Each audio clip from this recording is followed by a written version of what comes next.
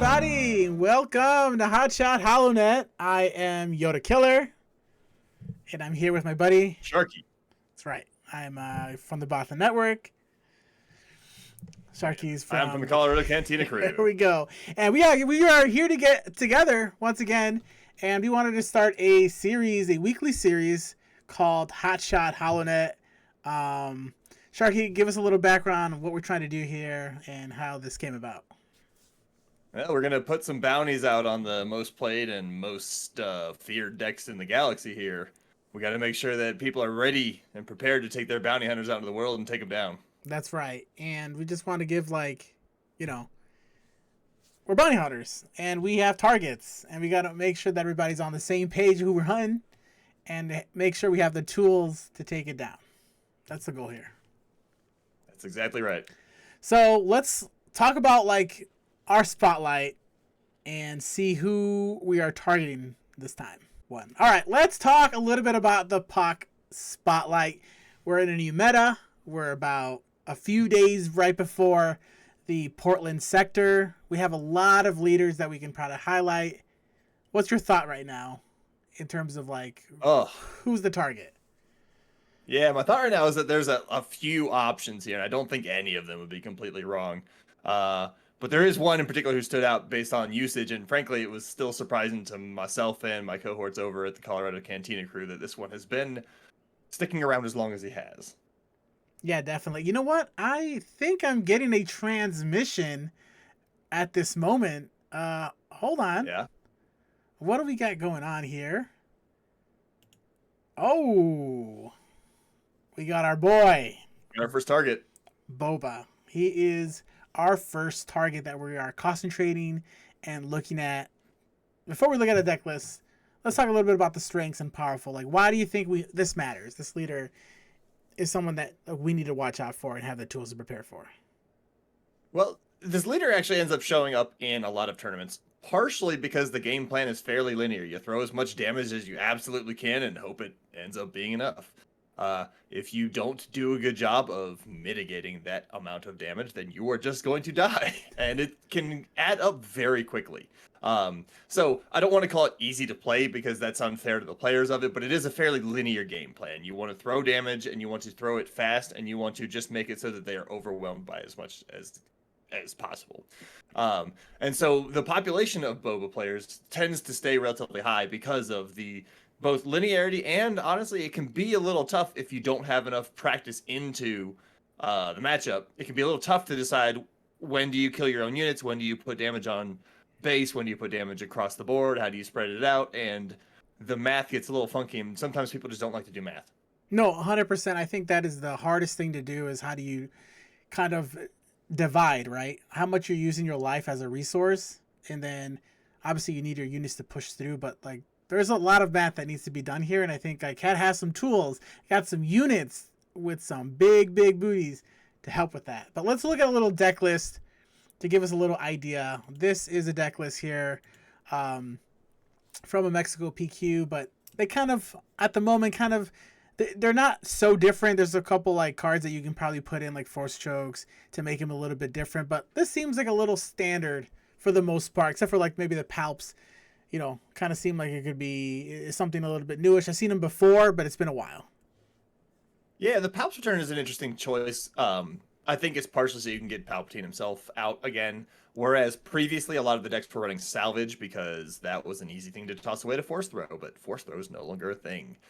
This is, I would call it standard. There's probably a little bit of nuance to each of these, but all of the things that are on here do some kind of incidental damage or handle a specific tool. The disabling Fang Fighter doesn't actually throw any damage, but it does stop other things from getting out of hand. A General's Blade on the ground can actually sometimes be a problem for this deck until you just rip it out of the hand with the Fang Fighter. But all of the rest of them do incidental damage, which allows you to trigger Boba's leader ability to add yet another indirect damage for you to start adding up on all the units you have, or base. Yeah, I think it does have, it does have a good, strong space start, but you also do have to respect their ground game too, especially Pride. Yep. That damage could add up very quickly, and I think you also have to respect capital ships too, especially if they have ramp and you see the 4-6 Dorian gunship. I think for me, like, that's one of the hard, like, 4-6 stats is still one of the best in the game.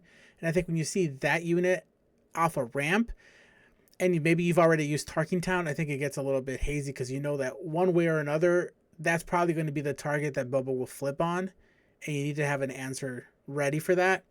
That's my one part, and I think two, depending on what version of CAD you're using, IG2K is also, you know, being able to spread damage apart and make that flip turn a lot better. I think it's something to watch out for. Yeah, especially in IG2K's case, he kind of does a Cad Bane impression with that one, right? He does 3 damage to different units, and then he does a ping damage. Now, this is the difference that it can actually go to base if you wanted to put the ping damage there, and you get a choice of where it goes, but it's a good Cad Bane impression there with that one. Yeah, for sure. I think I think my prediction is that this deck is going to be very popular this weekend in Portland. I don't know. I've seen a little bit of data, but I think that people in the Pacific Northwest are big fans of mid-range grindy decks, and I think that this one here is going to be very popular. It is definitely one to be at least prepared for if you're planning to go to Portland. Yes, and we will help you all to get there. But before we do that, though, we really are thankful for our first episode here, and we actually have a sponsor for this video, and I think it's like super important to kind of just talk a little bit about them so you guys can also, you know, I recommend checking them out. One. Picture this. You're knee-deep in now Hut muck. The air's thicker than a Hut's dinner stew, and your target's already got a head start. You don't got time to choke on swamp gas. That's why the pros gear up with Cad Bane Tech Ventilator 3000. Filters out toxins, smog, even the stench of Huts themselves. Grab yours today, and if anyone asks, just tell them Cad sent you. Well, that's awesome. Please, everyone, check out the Airlung 3000. It's an important tool in your arsenal.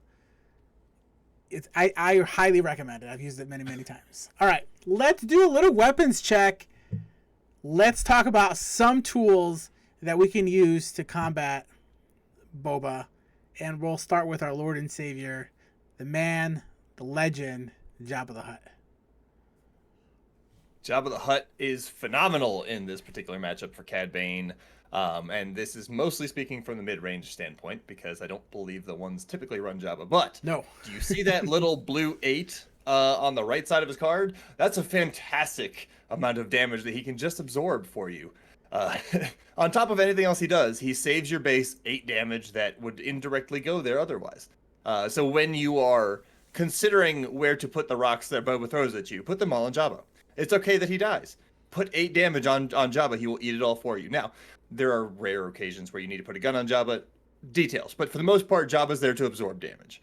The other part that Jabba does is he finds 3 of our 4 or 5 cards up here. He goes and searches for them, and typically they're all really good in this matchup as well. Yeah, I didn't put it up there, and I should have in hindsight, I think. But one of the cards, too, that we don't see here is McClunky. Is probably by far one of the most important ones, and I think what we're forgetting, not only just like being able to kill something in space or target an annoying unit to finish off, but it's a tool to also reset Jabba, right? Maybe you've already put 6 damage on him. You can McClunky, kill something off, replay it, and now you have another 8 health that it will, over time, over a game, will add up. Yep, absolutely. And while McClunky's fantastic, all of them, we only have some room for so many weapons checks. But all of these tools are useful in this matchup. And I think the next one that we should talk about is Bamboozle, because if Boba hasn't gotten the hint already that he shouldn't flip onto a ship, and he tries to do it anyway, then you play this, you discard a yellow card, and you get to, for free, get rid of Boba. And exhaust the ship that he's on. Sometimes that is also very relevant. Now, that typically only works in the first game, or if you've shown it to them for some reason through Jabba tutoring it, then they will probably flip to the ground, which is where actually Tip the Scale comes in. Because the next part of the game plan that Boba tends to do is flip either into a ship or onto the ground and hit you with an Overwhelming Barrage or a Craving Power. Typically it's Overwhelming Barrage, but Craving Power is gaining in popularity. Tip the Scale goes ahead and rips that out of their hand and says, okay, now you're just a naked Boba. Yes. What do you got? I think you are probably one of the biggest Tip the Scale fans. I think certainly right now that is something that you are. I know you've been talking to me about it a lot, and I think Yeah. like besides Talking your ear off about it. information, you're right. I think being able to grab a barrage, a planetary bombardment, just know like ways for you to plan ahead for the turn will help you navigate to know, again, are you using your life as a resource? Are you putting it on units? Can you afford to do that? Are you close? And I think that's really important. I think in the game plan. I agree. Knowing what part of the linear game plan Boba is running from basically the turn you play it onward is very good to planning it out. So another example that I have used of a card that was very successful for me in Utah was Sneak Attack. I was able to tip the scale on Resource 5 and realize that I can put the Data Vault to 30 damage on my turn if I Sneak Attack Cad Bane in on the same turn that I deploy the leader. And basically put the game out of reach because Sneak Attack Cad Bane is fantastic. While you're not going to be able to capture the ship that Boba gets onto, if he gets on one with it, you can push a lot of damage if you've already scared him away using Bamboozle twice on him in 2 previous games. So keep Sneak Attack in mind as well for trying to push the final bit of damage through against the Boba Data Vault, which has a lot of health to chew through. Yeah, I mean, let's not forget about that. Data Vault being 33 is a lot, and I think that's probably one of the biggest weaknesses of decks that we need to watch out for with Cat is like those Data Vault decks. And certainly, they have a little bit more time than we do, especially since we're our 25-point health base. And if we ever get to that gray area where you're like 20, 21, Big Dev can come down and do the last remaining 4 to 5 damage. Talking to us a little bit about Target Town. Yeah, I'll say, what was the most important card in the deck, actually?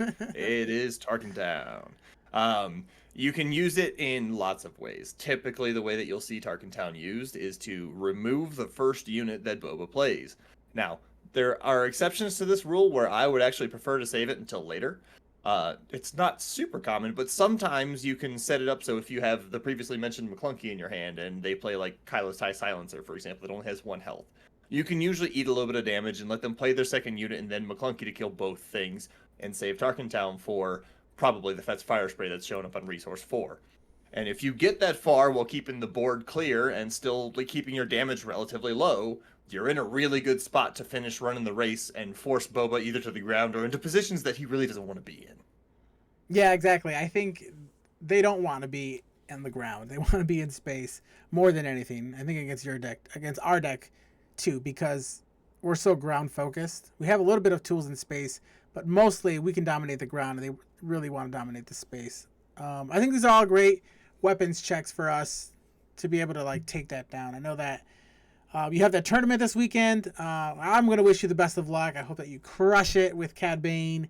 And I think next week on our next episode, I want to hear all about how your deck, how you did, and we'll present a little bit about the next leader that we want to the deadliest leader, the next one that we want to touch on, and we'll go from there. And I'll tell you how many Boba bounties I collect while we do it. That's right. Yeah, we're gonna be giving away some points. We actually want you guys as well to let us know if you face the Boba Data Vault deck and if you beat them. Let us know a little bit about when that happened. We actually had a good idea, right, Sharky, about the melee link. Yeah, if you got a melee link that shows that you beat Boba Data Vault, however many times it ends up being, we can give you some totally real points for that every time that you do it. Collect the bounty, all right? That's right. All right, guys, this has been our first episode of Hot Shot Holonet. I hope you've enjoyed it. Please subscribe.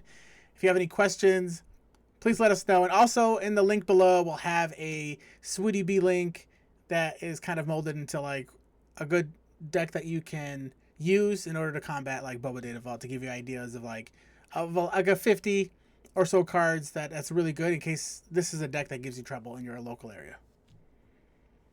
Awesome. All right. Till next time.